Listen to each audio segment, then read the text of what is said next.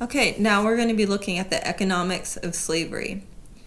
Make sure your finger is on the slave trade throughout the world. Okay, the slave trade throughout the world. From 1500 to 1700, the link between sugar, grown on large farms in South America and Caribbean islands, and slavery established in Brazil spread to colonies, land in one colony controlled by another country, controlled by England and France in the Caribbean. In colonies such as Barbados, Jamaica, and Saint Domingue, modern-day Haiti, outstanding profits were made on the backs of the enslaved African labor force. From 1500 to 1860, it is estimated that around 12 million enslaved Africans were traded to the Americas. That includes North America, South America, and the Caribbean. 3.25 million in British ships. Profits made on these voyages were often very large. For instance, in the 17th century, 1600s, the Royal Africa Company could buy an enslaved African with trade goods worth £3. A pound is the type of money used in England, and have that person sold for £20 in the Americas.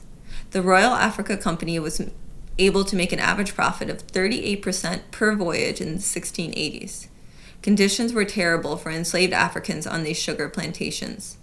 At its worst, in Brazil for instance, so many enslaved workers died that the whole populations needed to be replaced each decade. Go ahead and stop and jot. What caused around 12 million enslaved Africans to be traded to the Americas? Remember, hint, look in paragraph 1. You can pause your text as you respond.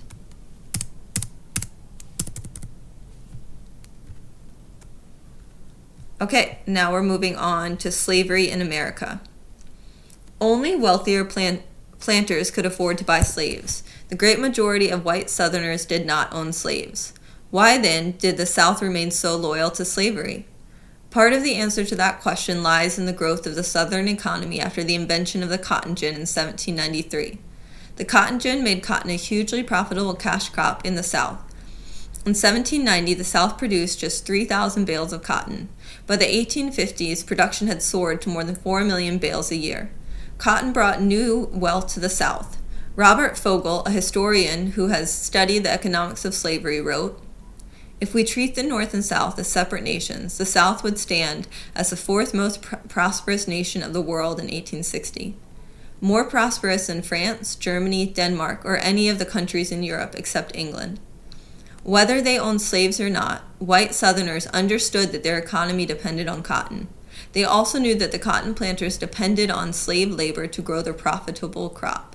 For planters with few or no slaves, however, the prospect of owning slaves became less likely as the demand for and the price of slaves rose. High prices were both good and bad for the men and women trapped in slavery. As prices went up, slaves became more valuable to their owners. This may have encouraged slaveholders to take better care of their workers. At the same time, the rising value of their slaves made slaveholders less willing to listen to talk of ending slavery. In their eyes, freeing their slaves could only mean one thing: utter financial ruin." Go ahead and stop and jot. Look in the 4th paragraph, the bolded paragraph. Why was it so important for Southerners to have slaves? You can pause your audio. Once you finish that, go ahead and use our graphic organizer that we've used in class to go through this article and fill it out. And then you're moving on to the quick write about racism. Be sure to use your sentence starters and write in complete sentences.